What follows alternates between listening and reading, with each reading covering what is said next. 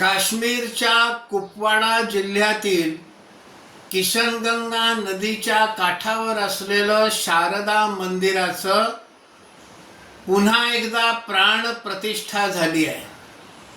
हे मंदिर ईसा पूर्व 237 साली सम्राट अशोकाच्या काळात बांधलेलं पुरातन मंदिर आहे।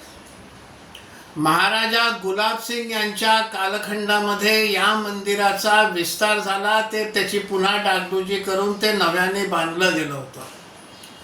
पण 1990 साली काश्मीरमधून दहशतवाद्यांनी काश्मीरी हिंदूंना निर्वासित करून काश्मीरच्या बाहेर पाठवलं आणि नंतरच्या काळामध्ये त्या मंदिराची बरीच हानी झाली। 2 वर्षापूर्वी म्हणजे 2023 मध्ये त्या मंदिराच्या जीर्णोद्धाराला गृहमंत्री अमित शहा यांच्या हस्ते सुरुवात केली गेली। आता त्याचा जीर्णोद्धार होऊन त्या मंदिरातली प्राणप्रतिष्ठा आता पुन्हा झालेली आहे।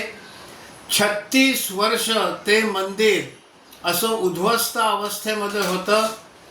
त्या भागातले काश्मीरी हिंदू परत आपल्या गावी, आपल्या ठिकाणी, आपल्या घरी हे यायला लागलेले आहेत। 370 कलम देखील गेलेला आहे, त्यामुळेच ते येऊ शकले आणि आता या प्राचीन शारदा मंदिराची प्राण प्रतिष्ठा झालेली आहे।